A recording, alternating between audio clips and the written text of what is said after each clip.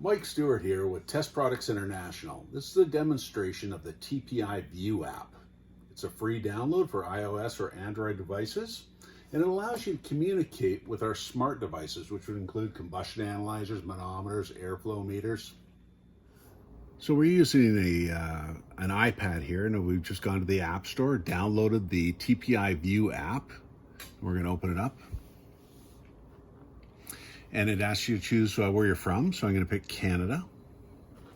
Now, the reason it has choosing your country or area is that so it defaults to certain settings like Fahrenheit, Celsius, so metric or imperial, inches of water column versus millibar in the UK, inches of water column in the US.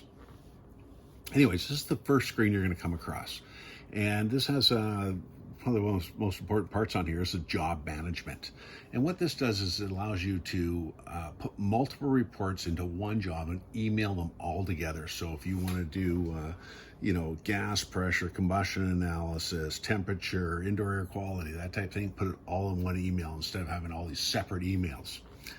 So there's a bunch of other things on here. Of course, we got direct links to our website, customer portal. So, you want to send your unit in for calibration next year. You can put all your information and follow that. User guides, gas rates. So you can just click on that, and you'd be able to clock your meter with it. Energy converters. So, for example, let's hit that, and it allows you to, make a conversion. So I'm just going to take, 70,000 BTU, and it converts it down to kilowatt hours. And you can change all these scales. Now, these ones that aren't lit up, these are still in development, so make sure you update your app when required, and it'll have more functions on it. So we're just going to get you started here, and number one here is settings. Okay, and here it gets into units of measure. Most of them are already set up for you, but you could change them. So if you want to go from, it's set up on inches, you want to go to millibars or kPa, you could do that. But job management. So this is where you put your company details and the engineer details. So we're going to start off with company details. And you want to fill this out so when you do your emails, it actually shows which company it's coming from. So I'm just going to create a fictitious company here, and I'm just going to add it on to let's call it Acme Heating. And of course, you have to fill out the address. Most important is this email address. Fill in that email address because then it's going to default to when you send out your emails, you want to copy yourself all the time. It'll automatically come out there. And there it is. I can also take a logo. So I can save my logo for my company or a picture that I want to use in my photo album, and I can set my logo and it will take it right off of my pictures. So there's off my pictures. So I'm just gonna pick a TPI View. There, TPI View. Okay, and save. Now it goes to my engineering details. Just myself, I'm going to be the engineer today. I'm just going to put Mike in here. And of course, my signature. Save. Now, once you've done that, when you do email your reports will have all this information on it, so you don't have to keep adding it to it. And most importantly, having the engineer details on. If, say, I have 2 guys working for the company or 200, I got all these reports there. I want to know who actually did these, so their name will be on there. Going to back up. Now I'm going to go to my main screen here. Scanning for devices. So down at the bottom here, it gives you a list of devices that are compatible with this app. Okay, flue gas analysis, manometers, that type of thing. So the first one I'm going to grab is the SP620. This is a dual input manometer. So I'm going to turn that on. And as soon as I turn it on, it pops up. It's visible. Tap on it. So again, it's communicating with it. If I want to change my units of measure, so right now I have it in inches. Just tap on it, goes to millimeters, kPa, and so forth. So I'm just going to go back to inches of water column, and I can zero my reading. So there it is. So now if I'm, right now I'm in front of a two-stage furnace. So if I want to set my low fire and high fire, hook up my manometer, get the right reading I'm looking for, then I can create a report. So I'm just going to create the report. It wants to access to my location. I can say always allow. It says live pressure. So what I'm going to call this one is, say, low fire. Say I'm doing a low fire and a high fire setup.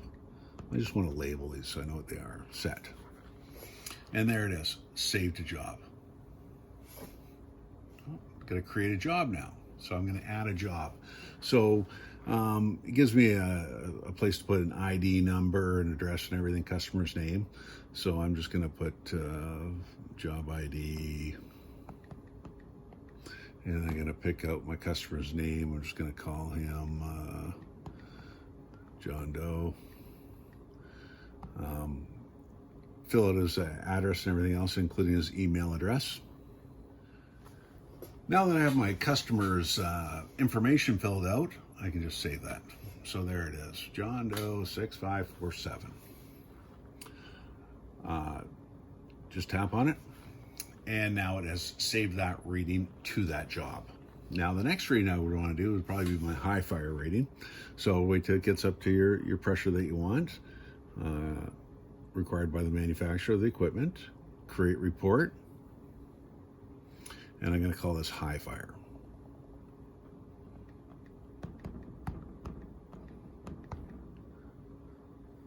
There it is. Save to job. Save. So now I got my low fire and my high fire saved in there. And the next instrument that I've got turned on is my DC 710 Combustion Analyzer. Tap on that. And there it is. So from here I can, on my analyzer, I'm happening to be in front of a propane furnace right now, so I'm going to change it to LPG. I can start the pump, stop the pump remotely. As soon as my readings stabilize, I can create a report. So flue gas analysis, let's just set that on there. So again, gives me my time, date, and if I have a satellite or cellular service, it will give me my GPS locations, and I can save this to the job. I'm not actually doing live readings right now, just demonstrating the app. Again, one of the other tests I might want to do is temperature, heat rise. So here is the SP341. This is a Type K thermocouple. You can plug in any Type K thermocouple. These are the ones that come with it. Magnetic, so you can just stick these in the ductwork. And again, as soon as I turn it on, it is now visible, SP341. So it's measuring my temperature right now at 70.6 degrees. And of course, just tap on the screen, it converts it to Celsius, back to Fahrenheit.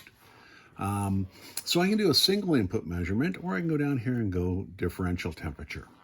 So I can actually measure the temperature, record it, and then move the thermometer over to the other side and record that temperature and get my delta T. Or I can use two separate temperature devices and measure them simultaneously and get the same results. So I have one right now, so I'm just gonna hold it. There, just recorded the reading, and now it goes to the other side. Now it's going to record the reading again. Of course, they're not going to be the same right now. And differential. Create report. And this could be heat rise. So I'm just going to call it what it is. Heat rise and set. So now save that to the job. Okay. Save. So now we got, going on 4 reports here. Maybe another one might be, you want to know how much air flows in the ductwork. So I want to use my SP565 hot wire. Again, back it up, 565.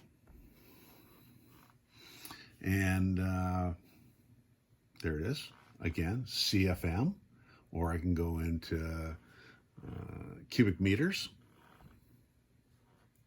Again, Fahrenheit, Celsius, adjustable. So right here, I'm just going to go into this duct here, and I'm just going to program my duct size. So I'm going to go, say, 10-inch set, and my height is 20 inches set. And I can do rectangular return or round and supply. So I'm going to do, this is happens to be the duct that I'm in, is rectangular, and it's my return air. So I can do a single point. So it gives me my speed and calculates my CFM. So I'm just going to go over to feet per minute and CFM, Fahrenheit.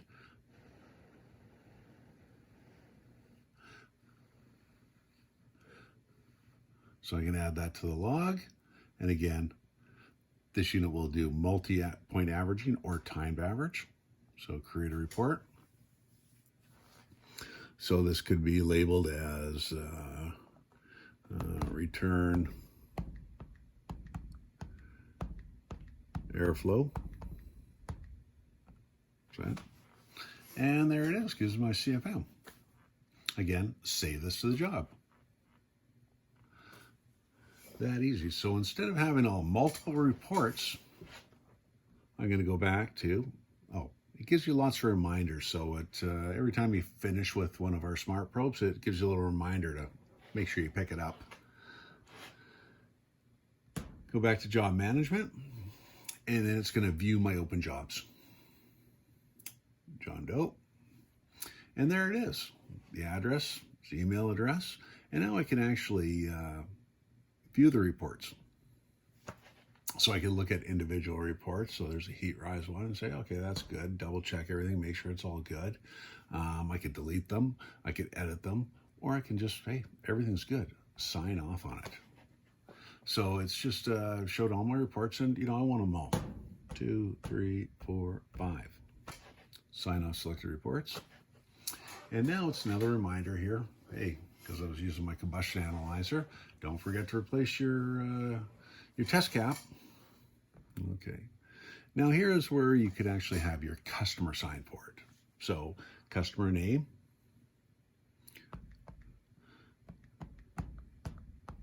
I'm just going to put in John Doe, and a place for him to sign it.